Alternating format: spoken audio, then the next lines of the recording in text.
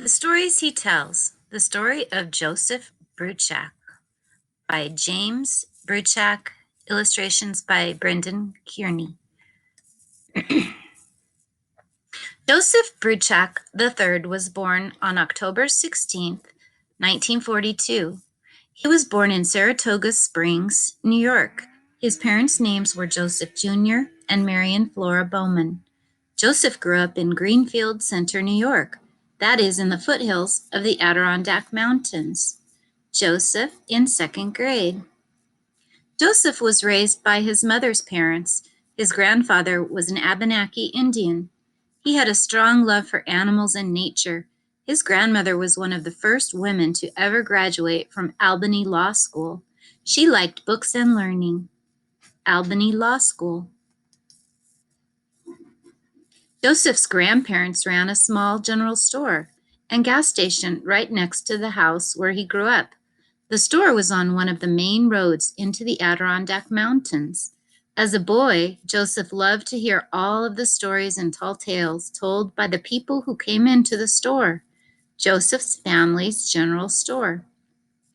There were not many children out in the country where Joseph lived. Because of this, he often played by himself in the forest. Sometimes he would walk by Grandpa Jesse's side. Grandpa Jesse taught Joseph a lot about animals, nature, and gardening. He never spoke much about his Native American background. Grandpa Jesse and his family and other Native Americans had been treated badly. Joseph and his grandfather. Grandpa Jesse said he left school when he was in fourth grade. Why? He was being called mean names. Hearing such family stories made Joseph feel sad. It also made him want to learn more. He wanted to learn the stories and traditions his grandfather was too ashamed to share. Joseph's grandmother passed on to him a love of school. With this, Joseph went to college at Cornell University. While in college, he began to learn everything he could learn about Native American ways and beliefs. As an adult, Joseph traveled the country meeting Native American elders. These elders gladly shared their stories and traditions with him. Cornell University. Joseph and his wife Carol met in college. They married and had two sons named James and Jesse. Joseph was overflowing with stories that he would often retell to his two sons. Before long, Joseph began to share the stories with others outside the family. Times had changed a lot since Grandpa Jesse left school. Now, when Joseph told the stories, people listened and were interested. They felt Joseph's retellings were important. They respected him. Joseph also began to write stories in books. Joseph sharing stories.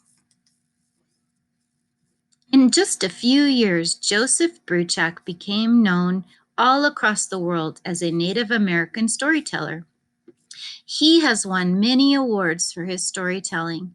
Joseph has also written more than 120 books of poetry, fiction and nonfiction. Most of the books are about Native Americans. Joseph connects with audiences around the world. Growing up learning about Native American traditions, James and Jesse are also storytellers.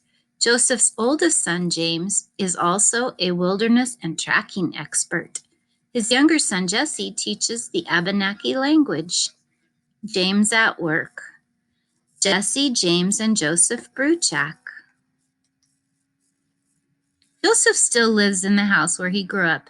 He writes and shares stories with almost every day. He takes extra pride in seeing a love for stories continue to his grandkids. He and his sons continue to help pass along these once hidden traditions to future generations, Joseph and his grandchildren. Well, I hope you like this story. Enjoy. Bye.